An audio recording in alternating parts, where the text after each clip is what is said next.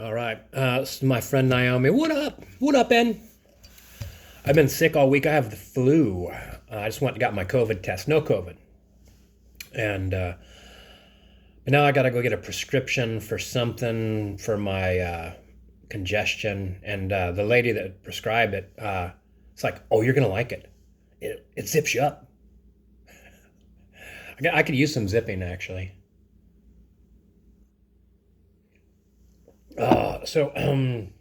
Photography. I was way into photography, but I didn't have much money, and I learned all the I learned all the basics about regular photography, 35 millimeter, and learned how to use a dark room. I made my own dark bag. I had my own film canister for developing my own film, and then I would take my film either to my school or later in life. There was a place called U Develop where you would actually run it through the giant machine and then go into a dark room and you'd put like a sticker on your back and so you'd be working on a machine and you'd feel people touch your back as you walked by because they're trying to count how many uh, how many machines they're walking past to find theirs. And so that was a lot of fun. And but my favorite photography was pinhole photography, and it kind of just fit me. Like you make the camera yourself, essentially like two boxes that slide in on each other.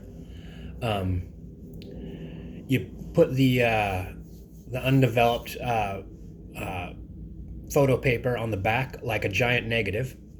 You figure out the focal length and whatnot, and then you take a picture of something by opening up the slot, exposes that paper for like I don't know, like 2 or 3 minutes depending on what you're going for, and it produced some really amazing things. And you're totally right about when you're taking the photos on film, like you really think about how you're going to take this picture. And you really think, should I take a picture of that? Is this mushroom good enough for me to take a picture of? Because I only have so many frames. It's a nice mushroom and all, but that good?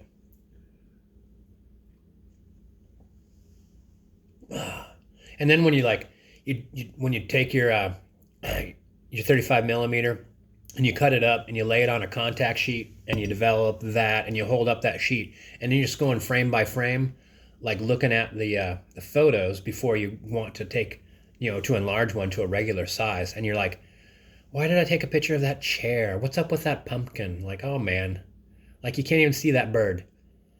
And so you start getting to where like, I'm not pushing the button unless it's just right. So pinhole photography is even more that way because like, even if you want to get a picture of a tree and the tree's moving, that might be a good shot. There might be something to it. There might be like the tree just looks like amazing detail right up to some areas that look like they're blurry, but like the blurriness has like almost multiple images of the same branch, almost like it's going off like electricity, or it might just look like shit, like me right now. Well, like me in general, but definitely me right now. Boy, oh, the coolest thing about pinhole photography though. So you take your picture, right? Uh, and you lay it on another unexposed sheet of paper, and then you take you do basically you hit the back with light. That light bleeds through, and you get a negative. So it's like this crazy reverse image where black is white and white is black and like and so then you could take those two things. Well, you basically take that one and make a copy of your original, which is cool. But you could also take a picture of like something chaotic. Like I took a picture once of leaves in a yard. So it was like just this chaotic jumble. And I'm sure it was very colorful in real life, but it was black and white for me. So it was just like this jumble of patterns. And then I took a negative of it, and then I put the two together, and the two matched, but the two were so different that your eyes just kept, like a really good picture, I think, like takes your eyes and moves them, and then it moves it back. You're like, wait, about that is going on, and like this, like if a picture gets you like dizzy, that's a good picture. You took the right one.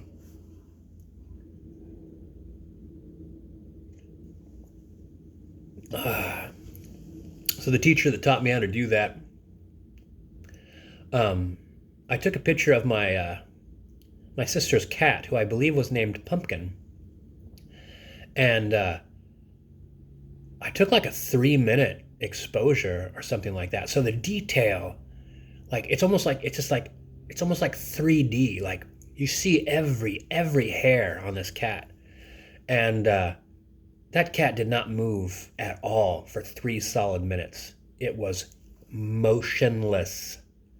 And my teacher's like, I've never seen anything like this. She's like, that a real cat? I'm like, yeah, it's a real cat. The cat's the star. I'm the star for thinking that like that the cat would sit perfectly still for 3 solid minutes. But really, I just didn't realize that that's a rare thing for a cat to do.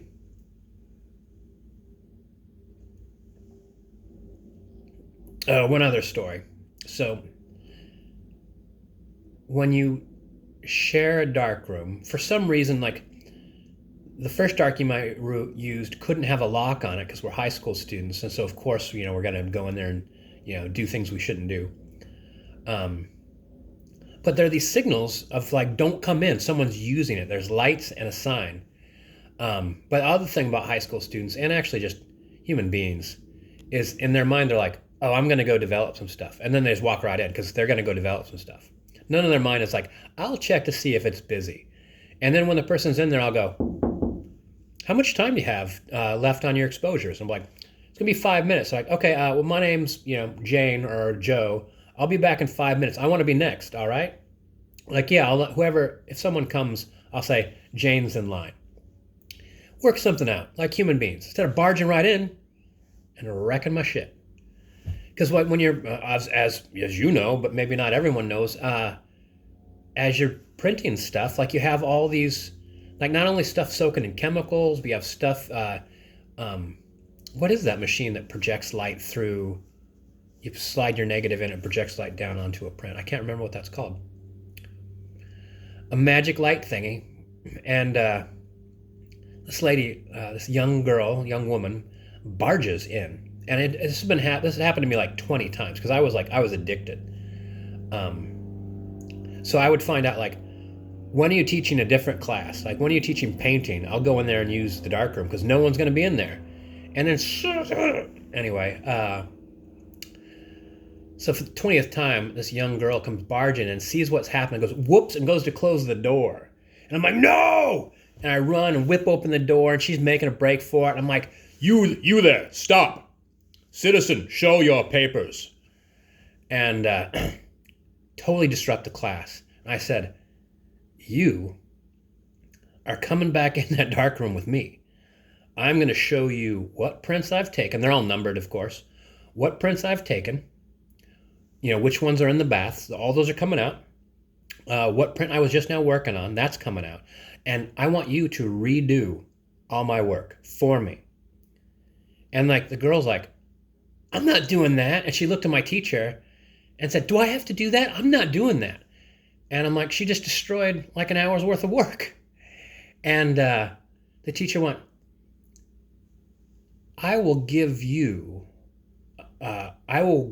you on your doing his photos.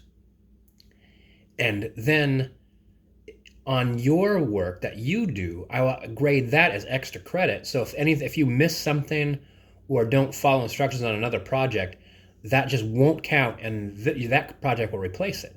The girl's like, oh, that sounds great. She's like, but if you don't do a perfect job on his, then you're going to get a bad grade, and that will be your bad grade. She went, oh, which was great because she went in there and did a great job. Because it hadn't occurred to me that she would go in there and do a shitty job because she'd be angry at me.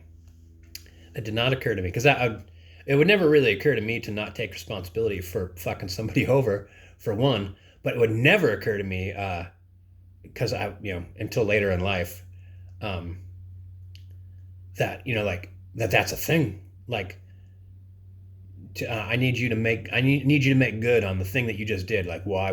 What do they call it? Malicious compliance. I didn't know malicious compliance existed for way late in life. Even as I saw it, I thought that can't be right. They must have made a mistake. Oh, I went to a beautiful waterfall, and there was a man taking a had a one of those telescoping cameras, kind of like yours, except it was on a big frame and a tripod, and he was taking photo onto a copper plate. And I walked over and said, "Wow, man, that's a great camera." These guys like, "Yeah, yeah, yeah."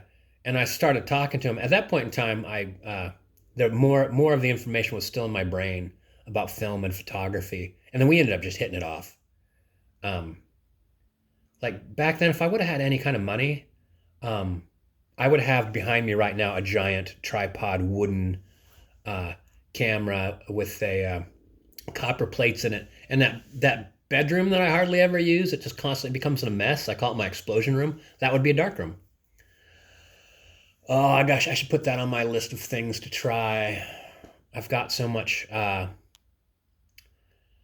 much time and energy to direct in ways, and I'm always looking for like something new, something that like try to like what's the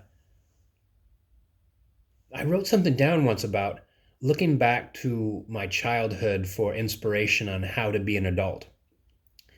And as a young man, I was fascinated by photography, and I guess like that would be a great thing to get back into.